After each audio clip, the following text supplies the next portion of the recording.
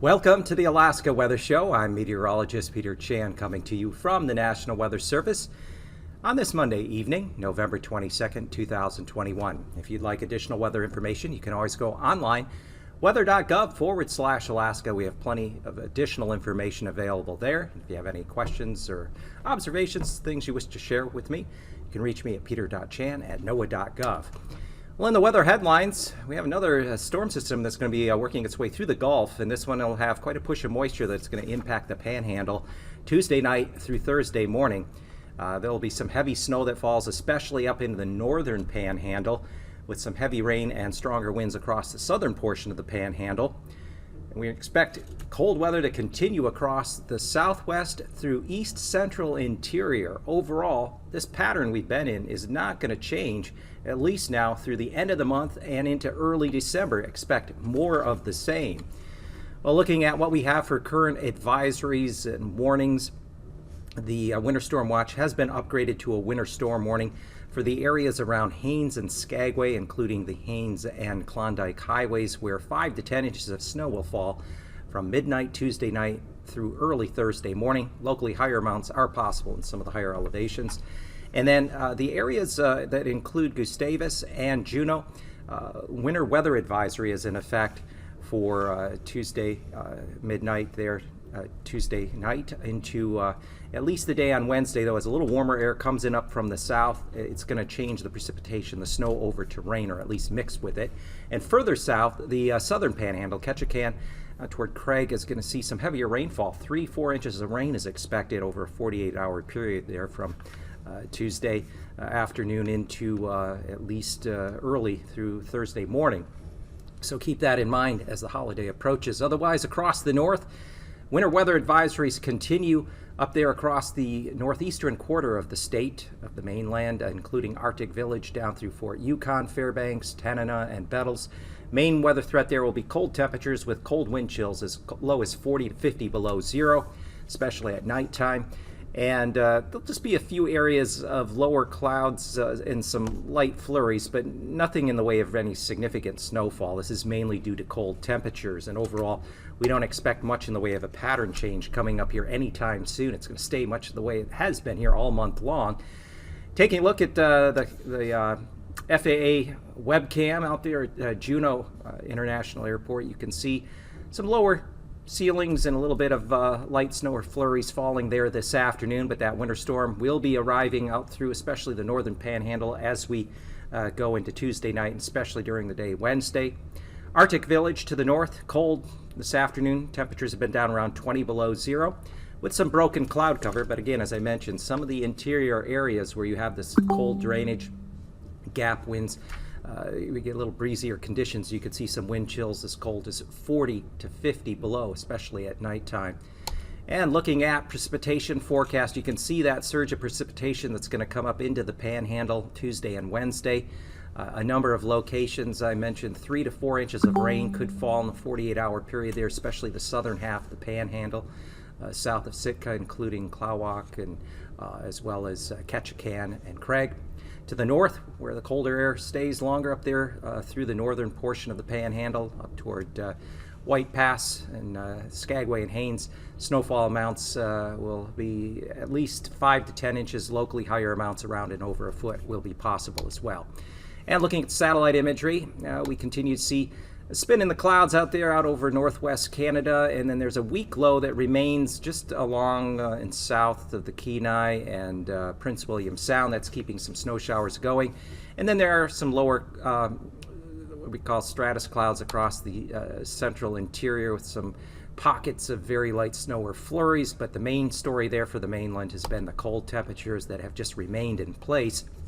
Looking further out the western Aleutians, there are some thicker high clouds there, and we are watching that low today. You can see the low center there just southeast of the Kenai and south of Prince William Sound, just keeping some snow showers going along coastal areas. There is a ridge of high pressure along from eastern Russia across northern parts of the state, and that's just a reflection of the cold air that is in place. As we go through the night into early Tuesday morning, that low will just continue to sit and spin off of the Kenai with stationary front kind of dividing the Arctic, the really cold Arctic air that's out over the mainland from northwest Canada across the state of Alaska. You can see that front that just kind of demarks where the Arctic air makes about as far southward progress as the tip of the Alaska Peninsula. And then going into Tuesday, we'll see that piece of energy coming up from the North Pacific that originally was well south of the Aleutians. It begins to emerge there, approaching the southwest Gulf. And that surge of moisture, a bit of an atmospheric river, will slam up into the Panhandle as we head through late Tuesday night, through the day Wednesday, lingering into Thursday, especially Thursday morning. So there will be heavy rain and snow over portions of the Panhandle, less so as you go west. And dry conditions should generally prevail across much of the west side of the state. And low temperatures Tuesday morning could be down in the upper teens there in the northern Panhandle, near freezing in the far south there around Craig and Ketchikan. Otherwise below zero, west side of the Alaska Range, 25-30 below, no change there. And Tuesday afternoon, high temperatures will remain sub-zero, Copper River Basin and on the west side of the Alaska Range.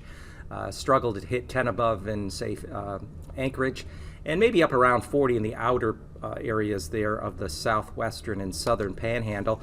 Lows again getting down in below zero across the interior mainland. Temperatures, though, will slowly come up on Wednesday across the Panhandle, especially in the south where the colder air holds. In the north, you'll see the snow continue up there around Haines and Skagway. And then Wednesday afternoon highs still sub-zero, Copper River Basin and up toward McGrath on the west side of the Alaska Range. Could see highs mid-upper 40s there, though, on the outer coast there of the Panhandles. That surge of briefly warmer air makes it inland up there into the southeast, or at least attempts to get inland. Sub-zero throughout the north of the Yukon Valley. Some of the normally cold spots could, again, be down around 30 below, no problem, with wind chills of 40 to 50 below, even zero there along the western Seward Peninsula coast. Highs Tuesday afternoon generally will remain sub-zero in most places. And again, Wednesday morning, even a bit colder there along the Brooks Range, 30, 35 below, certainly possible. And then as we go into Wednesday afternoon, daytime highs maybe slightly better, around 5 to 10 below for daytime highs through the Yukon Valley. And then across the interior southwest, cold, 25 below again on the west side of the Alaska Range. And temperatures Tuesday afternoon will remain below zero through the lower and middle Kuskokwim and Yukon valleys, and then out along the Aleutians, highs will be in the mid to upper 30s. Wednesday morning, you can see the cold air extends all the way out there at the tip of the Alaska Peninsula with readings in the teens there, and then daytime highs staying below zero across the southwest mainland, and back up to near or above freezing from the eastern Aleutians westward past Adak. And a quick check, temperatures stay below normal, centered on the southwest through December 2nd, and precipitation will remain below normal in the west and southwest, but above normal, especially the Panhandle, southern parts of the state. And now, aviation weather around Alaska. Well, moving along now to your aviation weather, if you do have a flight plan here leading up to the Thanksgiving holiday, we are looking for low pressure in the mid-levels of the atmosphere. This is colder polar low that's just rotating over Cook Inlet. It's going to retrograde, push back to the west side of the Alaska Range here through midweek, and then wobble back toward the east out over south central areas for the weekend. Ahead of it, though, a significant surge of moisture is going to produce heavier winter precipitation, including heavy snow, even some icing mixed in, changing to rain over the Panhandle as we go through Tuesday night into early Thanksgiving Day. So be aware of that. That'll be a significant system as another low kind of spins up there in through the central Gulf. Otherwise, IFR conditions will linger across the Arctic coast there and the portions of the North Slope. And as we go through Tuesday afternoon, look for that IFR just continuing there along the North Slope and Arctic coast, and area there lingering along the eastern Kenai, Prince William Sound to just east of Yakutat. And then as we get into late Tuesday night into Wednesday morning, IFR will expand across the northern Gulf Coast on through the Panhandle, lifting north and northeastward, and still IFR conditions there along the northwest and Arctic coast as well as North Slope. And Wednesday afternoon, we'll see the IFR conditions press inland up into the Copper River Basin up through all of the northern panhandle as a surge of significant moisture and a variety of heavier winter precipitation, as well as some rain will be the rule there as we go through the day on Wednesday and lingering into early Thursday. Past conditions for Tuesday, Anaktuvik Pass should be generally MVFR with more in the way of VFR conditions as you fly further south. That'll also be the case at Adigan, generally MVFR conditions through the pass, but VFR as you fly farther south. Lake Clark and Merrill will generally see VFR conditions become marginal VFR. And then as we go up through Rainy Pass, same thing, VFR becoming MVFR. But as we go further east from the central Alaska range toward the east, VFR conditions at Windy Pass as well as Isabel. Though as you fly south of Isabel, you will encounter MVFR conditions. Mentasta will see VFR conditions become MVFR. And Tanita should generally have MVFR conditions throughout the day on Tuesday. And we are also anticipating for Portage Pass MVFR conditions flying through the pass. The west side will see VFR conditions become MVFR. The east entrance, especially out over Prince William Sound, will drop down to IFR conditions and hold there as we go through midweek. Chilkoot and White will see MVFR conditions during the day on Tuesday, but look for those conditions to lower to IFR, especially Tuesday night and Wednesday, as that next Gulf Coast storm and heavier precipitation works its way northeastward and northward. Surface freezing level runs along the outer panhandle and then out over the central Gulf and to south of the Alaska Peninsula, coming back across the eastern Aleutians on up through the lower Bering. And the greatest threat for any icing, some considerable moderate icing possible along the outer panhandle coast there into Haida Gwaii between 3,000 and 9,000 feet. And then an area, large area south of the Alaska Peninsula and eastern Aleutians between 4,000 and 10,000 feet out over the North Pacific. And that'll be the surge of moisture that lifts northeastward toward the panhandle and northern Gulf Coast here as we head into later Tuesday night and especially on Wednesday. Strongest upper level winds are located just south of the Gulf, 150 knot jet core from the southwest. There's a general trough, cold trough out over the mainland. On the backside of it, winds are out of the generally out of the northeast there across the strait, upwards to 65 knots, dropping down to the mid levels, 9,000 feet. We see that circulation. Bristol Bay on the west side of the Alaska Range. Ahead of it, 60 knot winds out over the lower Gulf, and then backside we're seeing winds out of the northeast, north 40 to 50 knots, strongest over the lower Yukon Delta. And then for 3,000 foot winds, we see that low pressure circulation between the Kenai and Kodiak. That's kind of a feature that's going to linger, but then the next low taking shape there just south of the southwest Gulf out over the North Pacific. And on the backside of these systems, the flow generally across the west side of the state will be out of the northeast, anywhere from 40 to 50 knots there just north of Nunavik Island. So the greatest threat for turbulence will be across northern half the state, the interior, back through the west and northwest, surface to 4,000 feet. Also out over the central western half of the Aleutians, surface to 3,000 feet, and then a tiny area there through the southern portion of the Panhandle, surface to 6,000 feet there, especially as we go through Tuesday morning. Hello and welcome to this edition of Alaska Weather Facts. I'm meteorologist Carrie, Haisley, Chief of the Emergency Services and Multimedia Branch for the National Weather Service in Anchorage. With me today I have Dr. Doug Wesley, a physical scientist for the National Weather Service Alaska Region Headquarters. Doug, thank you so much for joining us today. You're welcome, Carrie. Hello. Hello. So you're here to talk to us a little bit about something called AKwx, which is the Community Collaborative Rain, Hail, and Snow Network. And I understand that AKwx is a network of volunteers who take weather observations. Can you tell us a little bit more about what AKwx is? Yes, it began in the lower 48, 20 some years ago, and it's expanded during those 2 decades. They're getting something like 10 to 15,000 rainfall reports per day from the lower 48. Wow, that's a lot of different reports. So how many reports do we get in Alaska right now? Well, it varies, maybe 10 to 25. But if you consider the large areas we're talking about, we have a lot of gaps to fill. Any observation is better than no observation, but There are large areas in Alaska. Alaska covers 3 million square miles. There's a lot of data gaps in that space, so we'd like to enhance it. Sure. So tell us then a bit about why these observations are so important to Alaska and why we need to expand the number of them that we're getting. Yes, Alaska, as you know, has large areas with a lot of complex terrain, and there are no weather observing stations or radar. So AKwx can help fill the data gaps, so you can at least get some idea of what's actually falling from the sky at those locations. AKwx increases the amount of timely weather observations available to meteorologists and other decision makers, especially in hazardous type of weather, both rain and snow and the occasional hailstorm that we get up here.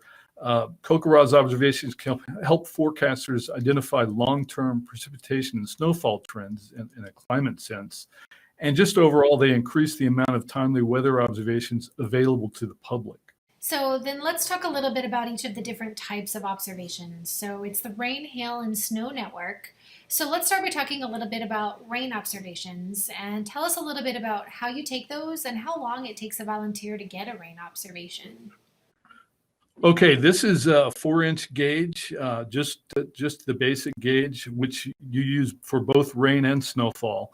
But the rain observations are pretty quick. It's a matter of 2 or 3 minutes that each volunteer goes out and takes a reading, and then they enter these on the computer, and they're immediately available for observation on the computer and on the maps, so that you can see your report. In the wintertime, it's a little bit more complicated. We require the observers to measure not only the snow accumulation, but also liquid equivalent. So they've got to melt the snowfall. This involves 2 of these gauges and a snowboard. And it's maybe a 10-minute observation per day during the winter. But the snowfall is so variable that even across town and in especially the remote areas, it's crucial that we increase this number of snow observations in the network. Right. I understand that we can only take observations in places where we have weather service offices. And so we rely on all of these volunteers to help us fill gaps. And it's also interesting to know how snowfall varies across like large spaces or even small cities. So I notice here in Anchorage, for example, we can have a vastly different amount of snow on the east side of town and the west side of town. And so it seems like these observations would help us to better understand what's going on in places besides just where the office is. That's correct. In any given snowfall, there are typically large variances, as you know, and we rely on reports from the public and from National Weather Service cooperative spotters to map out the snowfall that occurs so that we can predict it better in the future. Sure. So we talked about rain observations and we talked about snow observations, and you said for each of those, if it's rain, it only takes a couple minutes, and then it can take about 10 minutes if it's snow. Hail was the other one that we didn't talk about yet. Tell us just a little bit about the hail observations that AKwx observers take. Yeah, the AKwx network, it has a hail pad, and it's just a simple block of styrofoam covered with aluminum foil, and you can approximate the size of hail by measuring the dent that the hail causes on the pad.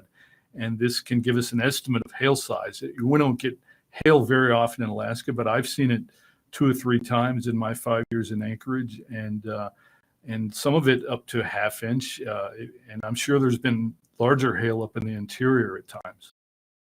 So let's talk a little bit about how these rain, hail, and snow observations can help forecasters. So we have people who forecast the weather, and we also have people who work on the hydrology side, and I can see that maybe AKwx will be beneficial to both of them. Can you tell us a bit more about that? Yes, it's beneficial to the hydrologic forecaster who's concerned about flooding, and rainfall comprises one of the causes of a flood, or it can exacerbate high water conditions. So the more the hydrologist has to look at in terms of data from recent rainfall, the more information they have to work with when they're generating a forecast. The weather forecasters in the wintertime, at the Weather Service office can use these observations also to help with past case studies, to verify model data, and to get a handle on what's actually happening out the window. And that's important in the forecast process. Yeah, it seems like you can never have too much information when you're issuing a forecast. So it only takes a few minutes most of the time to take these observations. So let's say I'm interested in becoming a volunteer for CocoRa's. How do I get involved? Yeah, the website is very useful, cocoras.org, and it has a number of video-based training tutorials that take you right on from measuring rainfall to a video tutorial on measuring snowfall. It has the maps available in real time, and you can go back and look at that old data too through those maps. And so it's a very useful, comprehensive website. Very interesting. And anybody can get involved, right? You don't have to be a meteorologist. That's right. And, we love to have 24, once a day reports throughout the year, but if you can't, then so be it. And we have observers, some observers are out of town for periods of time, or maybe they can only report, a week or two of precipitation, but it's still useful. It's still data that we look at. So the more the better, but you can get involved even if you aren't at a location 24/7. Doug, I really appreciate you coming on to our program today to talk about CocoRa's. Hopefully we can have you back in the studio at some point so we can talk more about it and then talk more about the different types of observations and the tools that observers use. That would be great. Yeah. So thank you for your time, and thank you so much for joining this edition of Alaska Weather Facts.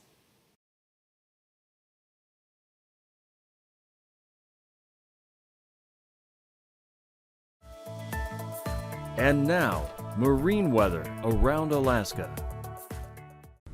Welcome back, and we begin with today's sea ice edge. It is extensive now across the Beaufort Sea down into the Chukchi Sea, and the ice will pretty much have filled in there through the lower Chukchi Sea and the Bering Strait, and it continues southward. We've had plenty of cold air this fall, and especially this month, with no change foreseen through the end of this month into at least early December. The ice continues to build there along the southwest coast, as well as now showing up there and through Cook Inlet, including Turnagain Arm.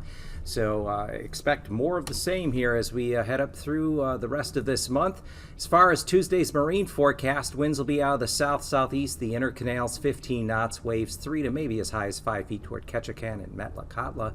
Otherwise, southwesterly 15 to 20 knots, waves generally 9 to 11 feet. For the coastal waters there of the Gulf. Wednesday, though, we have that storm system that'll be pushing in late Tuesday night and Wednesday. Look for southeast winds increasing, especially through the southern part of the Panhandle, up to 40 knots, both inner and outer canals. And as for 35 knots there out of the north at Lynn Canal around Skagway. And waves that cross the inner waterways 4 to 5 feet, though, as high as 17 feet around Dixon Entrance, and certainly in the 15 to 20 foot range for the majority of the open waters there of the Gulf. Across south central on Tuesday, winds will be somewhat variable.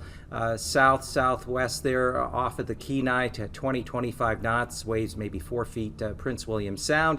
Northeasterly winds continuing down at least across the upper half of Cook Inlet, with waves generally around 4 feet, though 8-foot waves possible there at the mouth of Cook Inlet, with westerly winds to 30 knots. Wednesday, look for winds to generally kind of become more northeasterly, especially upper Cook Inlet and Prince William Sound, waves running a few feet there. And northwesterly winds coming out of the mouth of Cook Inlet to between Homer and Kodiak, 25 to 30 knots, with waves of 7 to 9 feet as you get out into the Gulf. Tuesday's winds will be northwest to west across Kodiak Island, 25 to 30 knots, turning northeast to north on the Bering side of the Alaska Peninsula, with waves as high as 8 feet off of Cold Bay. And then as we go into Wednesday, look for winds westerly 25 knots around Kodiak Island, 5-foot waves there in through Shelikof Strait, and then across the North Bering, waves could be upwards to 12 feet with 30-knot northwest winds there to the north of Cold Bay.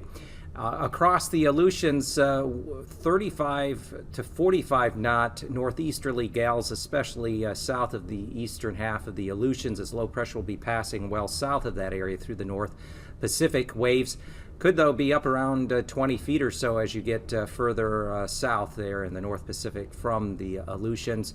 And the north side waves generally in the 10 to 15 foot range. And then on Wednesday, across the eastern Aleutian, winds will be out of the north, 25 to 30 knots. Western Aleutians, easterly winds 20 to 25 knots. Waves generally running between 8 and 11 feet both sides.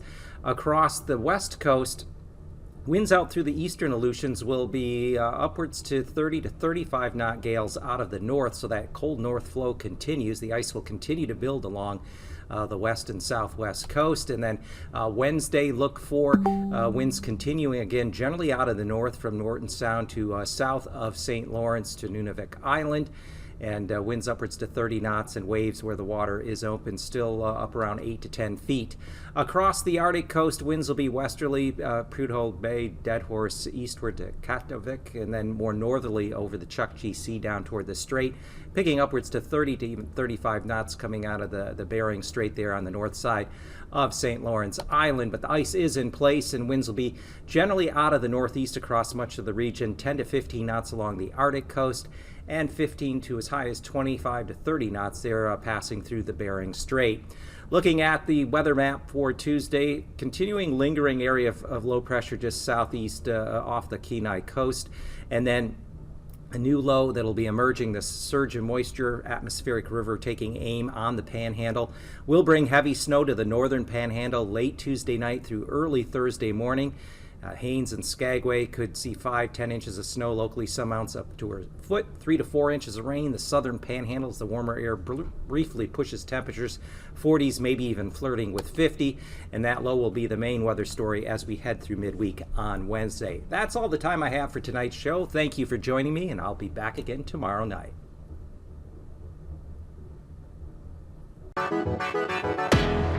These forecasts are for planning purposes only. Call 1-800-WX-BRIEF for a formal pre-flight briefing.